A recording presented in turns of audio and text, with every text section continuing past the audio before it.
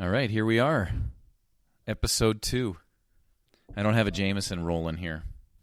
Yeah, I was thinking about that earlier. I've actually had a few. Nice. It'll be good for you. But I don't actually have a drink on my table with me. I'm enjoying a coffee right now. Nice. Do you brew your own? Like, what do you do? It depends. We have a cappuccino machine, so, like if I'm feeling extra, like if I've got time, I'll go get the beans, I'll grind them up in the grinder, put them in the cappuccino machine, and make a nice cappuccino. And it's great. I love it. It's a lot of fun. I actually like it. I got it for my birthday last year, so we use it a lot. But if we're on the run, I hate to say this, but I'm not ashamed to pull out an instant coffee on the way out the door. So, yeah. What kind of instant coffee? Nescafe or Taster's Choice usually. Yeah. Have you ever tried those Via coffees from Starbucks? No. Via. What's that? Never had one. Or maybe it's Via. I don't know how to pronounce it, but okay. It's actually I read Howard Schultz's book. He's the CEO, I think now ex-CEO of Starbucks. And in his book he talked about how Starbucks was trying to create a very high quality instant coffee. So he created this Via. Oh, V-I-A. I've seen them. They come in those long tubes, right? Yes. Yes. Yeah. Oh, yeah, I've had them. They're pretty good. Yeah, they are. They are. We've had some here, and I grind my own coffee. I have this grinder upstairs. Yeah. Okay. I do the same. But the Via coffee things are actually pretty good substitutes, and I need to buy some just so I have them in. Yeah, backup, and they've got different flavors. Yeah, and strengths and stuff. Yeah. Nice. Yeah. Well. Yeah. I mean, they don't sell them in the local grocery store, so I can't. I can't go out and buy a whack load of Starbucks instant coffee. Anyway, whatever. I mean, I'm not a proud coffee drinker. I'm not a coffee snob. I like a good coffee. I enjoy a good coffee. But there are people that are so coffee snobbery, or they have so much coffee snobbery that they have to buy the beans and they're still green and they have to roast them and on a pan, and then that's the only coffee that they're going to drink because they're like a coffee connoisseur. Shut up. Yes. Yeah. Yeah.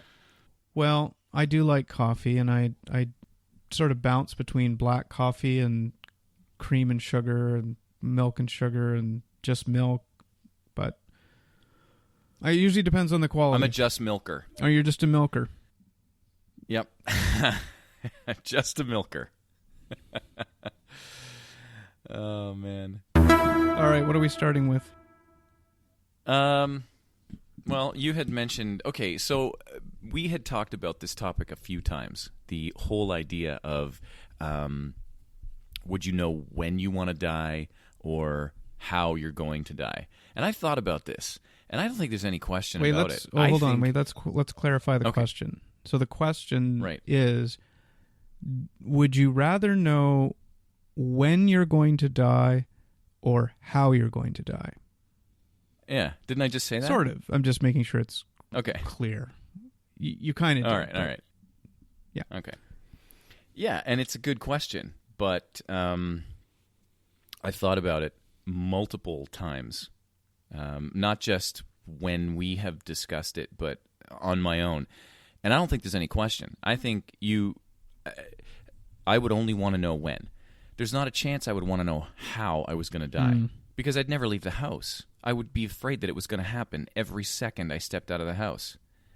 I mean, if it was, like an anvil falling out of the sky, there's no way I would leave the house. I just had this image of what is it, Roadrunner and Coyote? Mm-hmm. Yeah, getting smashed with an anvil on the head. Anyway, I don't know. I don't think I would ever want to know how. Only when. Okay. Because you've got opportunity to change things, right?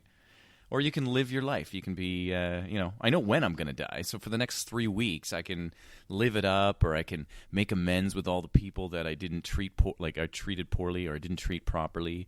You've got opportunity to change things or do whatever you want. And then when it comes, you don't know. Boom. It just happens. Yeah, but isn't that kind of one of those weird gifts, not knowing when? Yes, I guess. But I guess it's a gift to know when as well. You know? Yeah. Yeah, I mean, well, I don't know that you'd probably have to ask somebody who, occasionally somebody. Okay, here's an example. My daughter, her best friend's mother, died of cancer back in May. Mm-hmm. Okay, May or June, and it was terribly sad. I knew her well, but she knew that she was going to die, and she knew how she was going to die. She just didn't know the exact day or time. She had a time frame. It was going to happen quickly. It was going to happen within the next 6 weeks. Is that a gift? I don't know. When we went to her funeral, she had done things like she cut up all these little tiny hearts out of like cardboard paper, and it was like almost like not rainbow, but it had several different colors in it, like almost like a tie-dye, right? So it had all these different colors. It was nice. It was pretty. And she took the time to cut out like 500 of these little hearts, and she put them in a jar. And the idea was, at the end of the funeral, you passed in front of the the area that had her memorial, and you reached into the jar and you took this little heart, and it was about remembering her, right? Just taking a little piece of her and remembering her. And I thought, you would never have that opportunity to do that unless you knew when you were going to die. That reminds me a little bit of the living funerals or whatever they're called, where you hold a funeral while you're alive. My dad and mom just went to one of those. Yeah, continue. Yeah, it sort of reminds me of that what you're saying is a little bit of a, it reminded me of that, and thinking being in it's a, I don't know why what you said there, it made me think living funeral, but whether it was the takeaway from those hearts. So the hearts were made by the lady that was going to die or did die? Yeah. Yeah. I mean, she was well loved, and she knew it. I mean, her funeral was packed. She was in a church there was at least 500 people there. I mean, she was really well connected. She was really well known. She was involved with the school. She was involved with several charities. She was involved with the church. And, I mean, she was a well-known person. So for her to cut up these 500 hearts, it wasn't like she was thinking, she wasn't having grandiose thoughts of how popular she was. She knew it.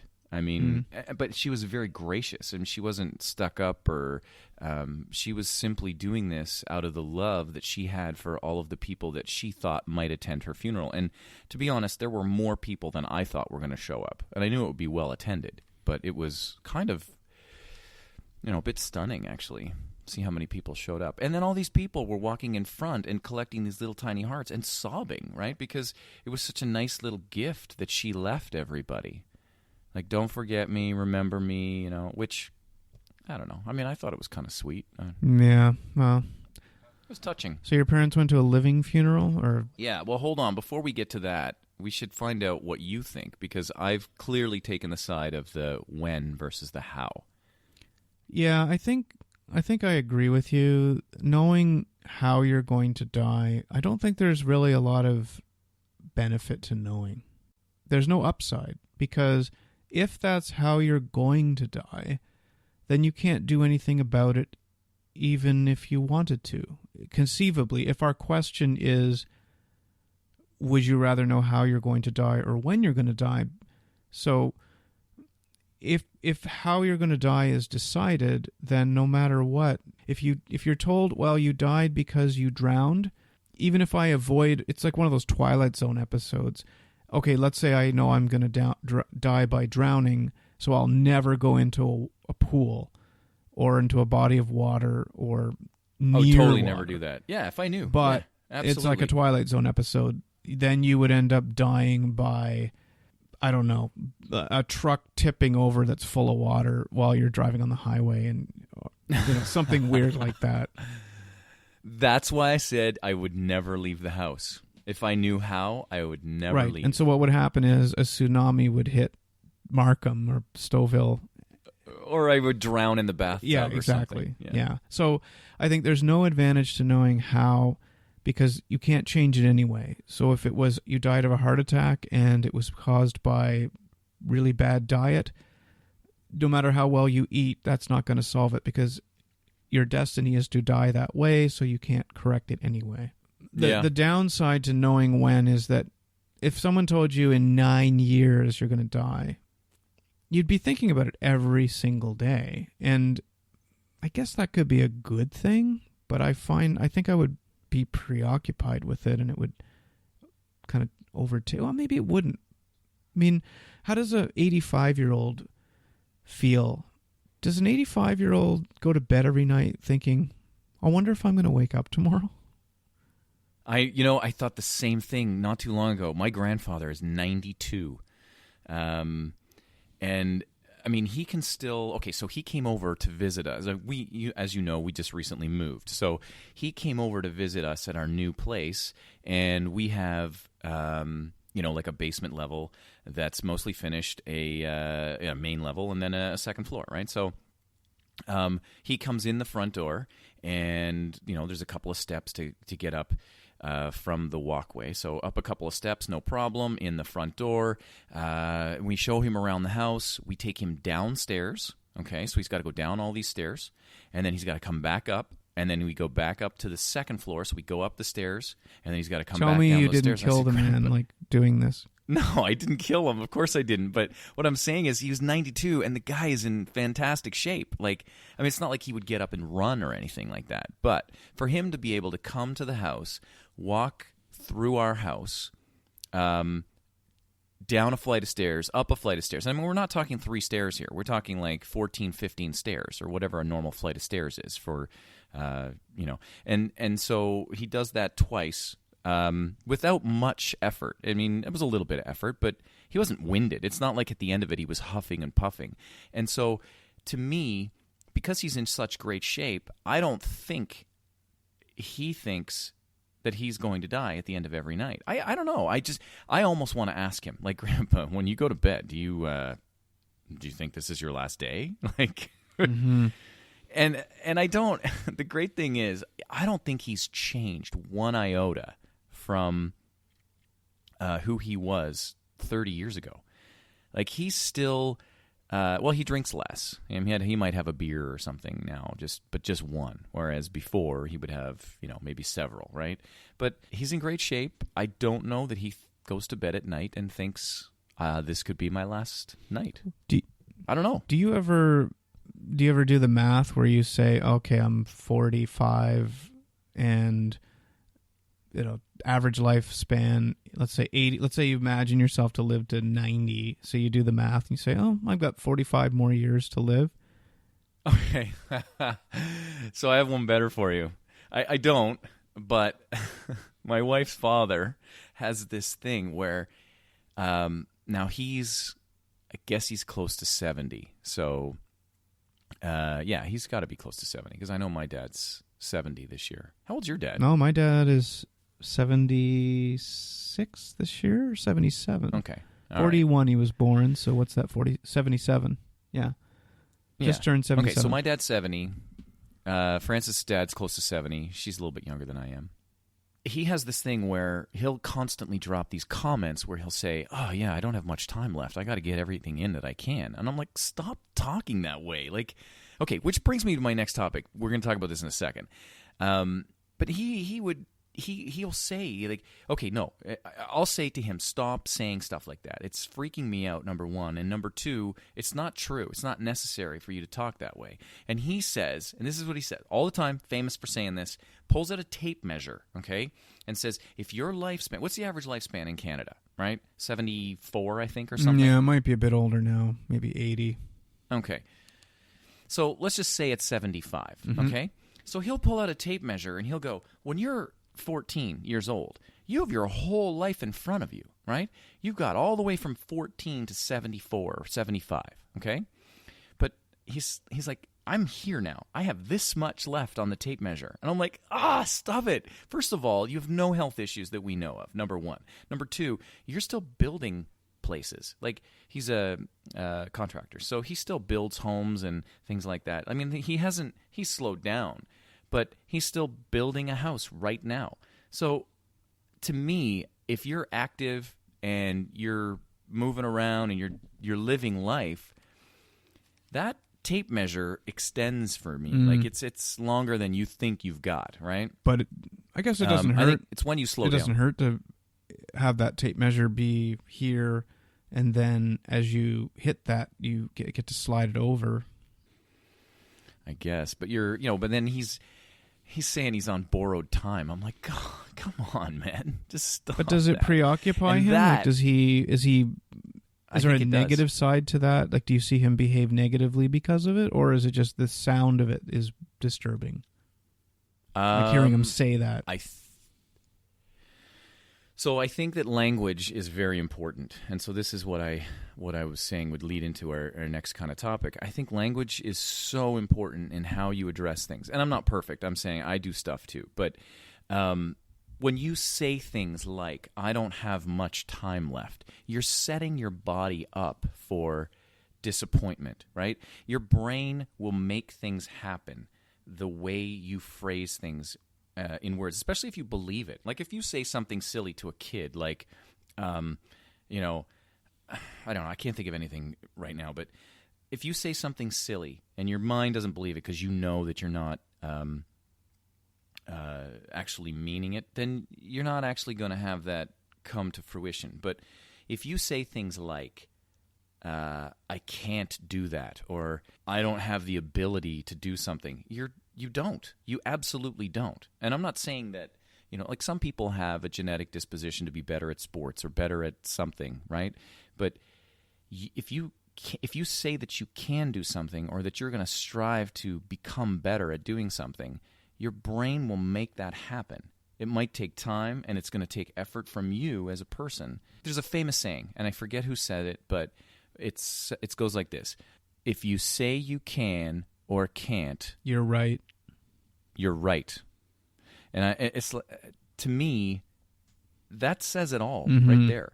So to bring that back to the way he thinks, he's thinking that he only has this much left on the tape measure. And I'm thinking, no, you can't think that way. Because then when you get to the end of the tape measure, I honestly believe this, that your body will start to decline. So when you've got it in your head already that at 75, I'm probably going to die, maybe by the time you hit 74, your body really starts to rapidly decline. And in my head, I don't know how you think, but I want to live till I'm 95. Me too.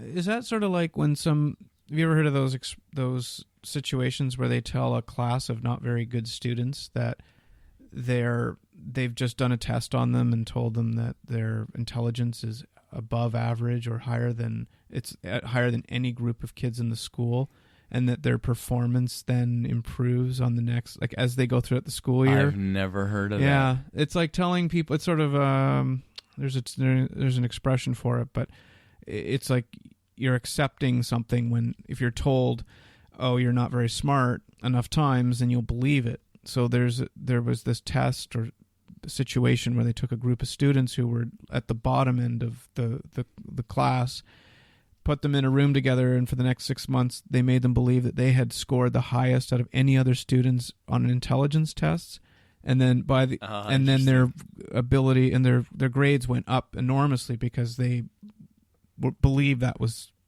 true, and the results actually it worked out that way, even though they weren't. Oh, that's great. That kind of happened. That kind of happened to me, actually.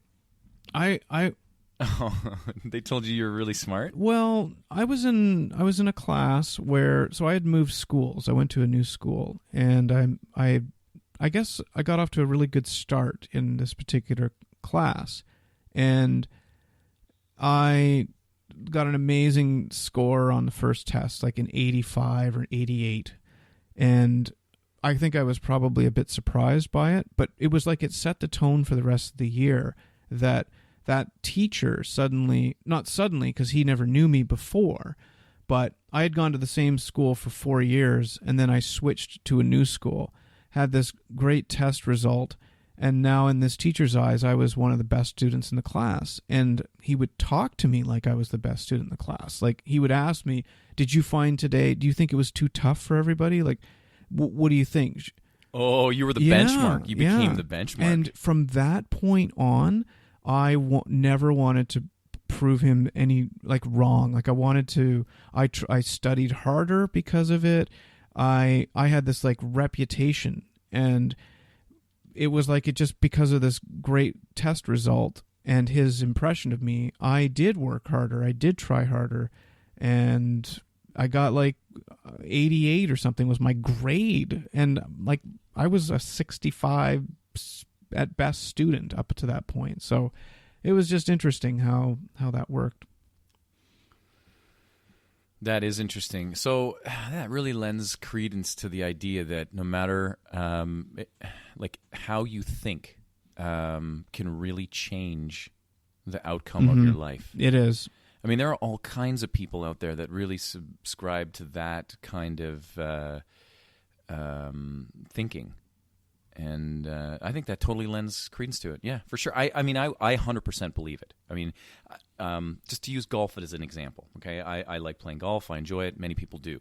When you go up to a shot that, even if it's an easy shot, and you're thinking in your head, I've got to get this, it's got to be on the green. I want it to putt and get off the green. And you're thinking in your head a lot about it.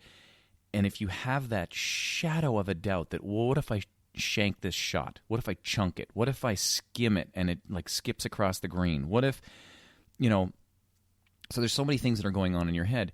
And if you've got all that stuff in your head, I almost guarantee you one of those things is going to happen.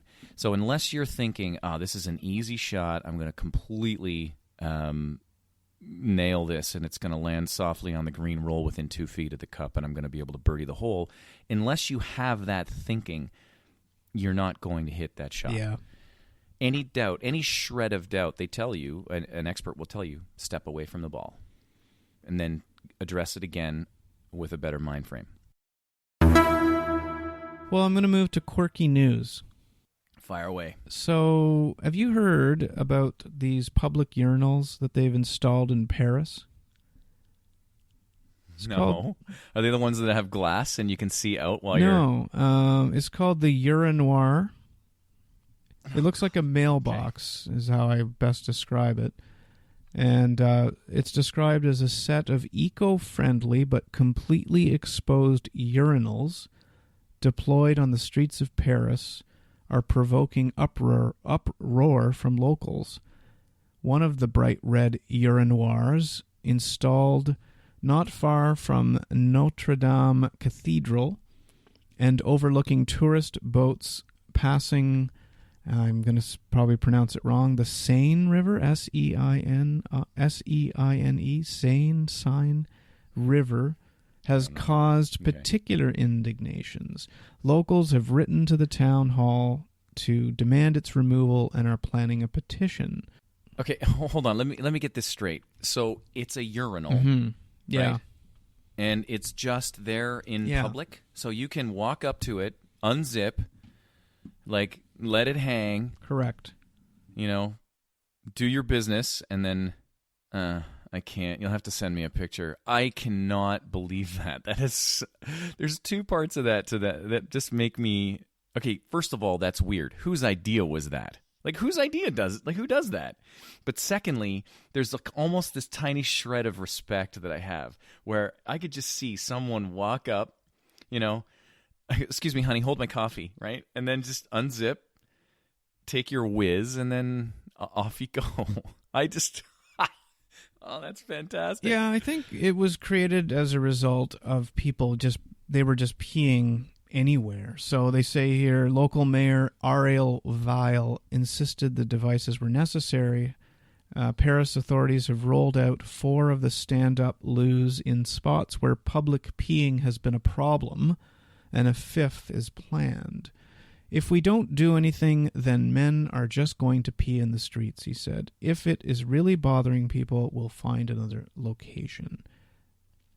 So it kind of surprises me that they didn't put some sort of blockage around it, right? So that people wouldn't just be walking by. Because I could see a problem, you know. Some guys are pretty proud. Some guys like to hug the urinal and they get right in there. Others kind of like to stand about a foot away and dangle their manhood so that everybody can see. And it's just, yeah, it's crazy. I don't know. It's a crazy idea that they did that. I could see somebody walking by and going, "Oh man, I just saw his pecker." Well, there's even been some calls for discrimination here, saying that some have even branded the installation of these public urinals discriminatory. Why? Because women can't? Right. It says they have been installed on a sexist proposition. Men cannot control themselves from a bladder point of view, and so all society has to adapt. The public space must be transformed to cause them minimum discomfort. It's absurd. Nobody needs to urinate in the street. Well, I don't know. As one who has urinated in the street, I mean, I don't know. You're coming back from a bar and you've had multiple pints. Sometimes you got to deke down an alley and let one, you got to let it fly. I've done it. It's not like a regular habit for me because I don't head to the pub for multiple pints on a regular basis. But you and I have done it where we've gone out, and I have a great story to tell you about my brothers, actually.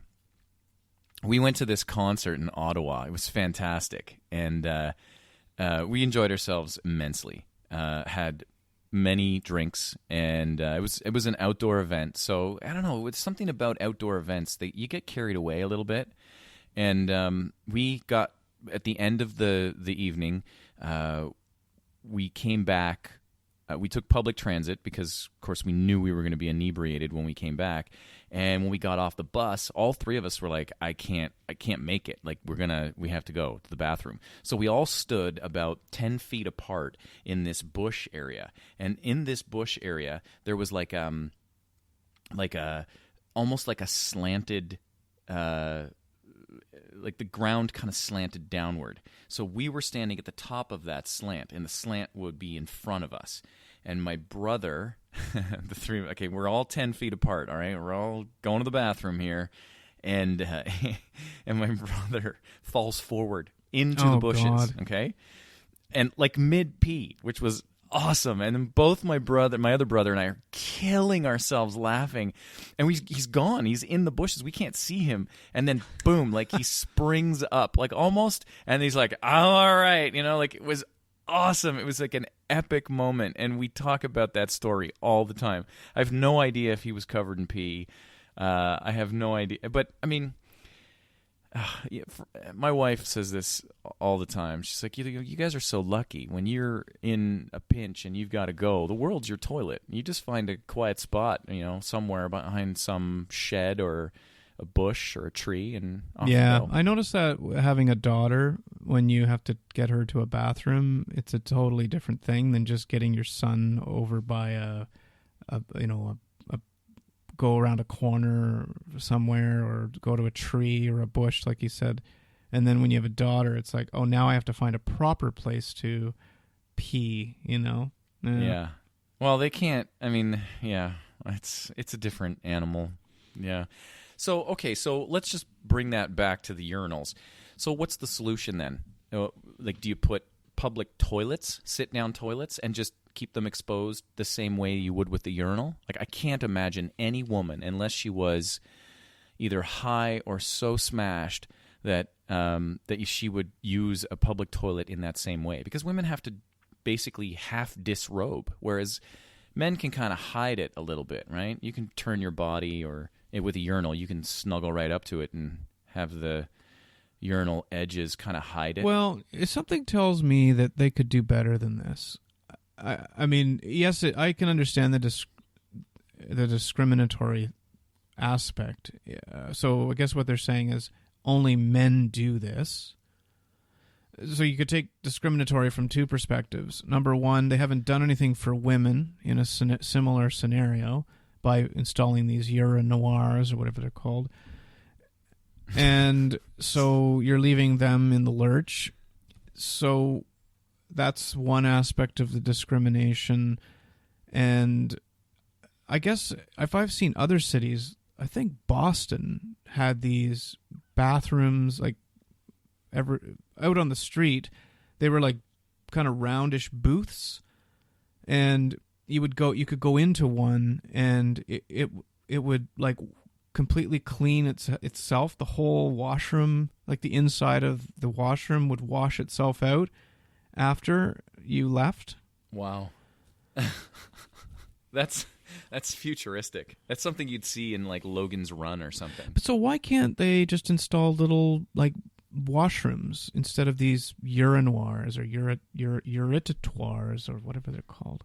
The official name is uretrottoir, a combination of the French words for urinal and pavement. Wow. I don't even know what to say, Clark. I don't even know what to say. I think there's a bit of a public fascination with the privacy of bathroom duties because, and I think there are a large portion of the population out there that have no problem with sharing that with people. And let me give you an example. I know that for a fact in London, and I don't know if they still have it, but it was a big deal at the time. They had a bathroom that was in the middle of, I'm going to say Piccadilly Circus, but I don't know. It may have been near, maybe closer to where Buckingham Palace was. But in any case, it doesn't matter. The point is, it was a bathroom that was a square. Okay, it was a cube. So it was completely enclosed. It was a toilet. And on the outside, you couldn't see in. But from the inside, you could see out. So it looked to... If you were inside, it almost felt like you were doing your business in the middle of a very busy area of all these people walking by. I've heard of this. And people would come up. Yeah, and people would come up and they would actually try to look inside, but it was one-way glass, I've heard so about they couldn't this. see. Yeah. And I don't know. I think there's a weird fascination that the public has with the privacy of bathroom duties. Okay, so maybe to end it, okay, so there's a problem. Obviously, the problem is people are urinating. Likely men are urinating in these areas of Paris. So what do you do about it? Well, I'm not the mayor, but I'd say get those things out of there. That just seems weird to me. Or enclose them. Make a public bathroom. I mean, we have parks here. We have brick structures that have toilets inside them. I think they could do better. I think they could make a structure of some type that is in the same location and it's discreet, but it's a real structure, like a little, like with a door, and you go in and there's a toilet. I think this is bizarre that they, absolutely bizarre. Yeah, that is. Yeah. That is good. Hey, this is a good segment. I like this. We should come back and do this again. Odd bits of news. Okay. And discuss. I think we should make this a regular. This is a good one. Good.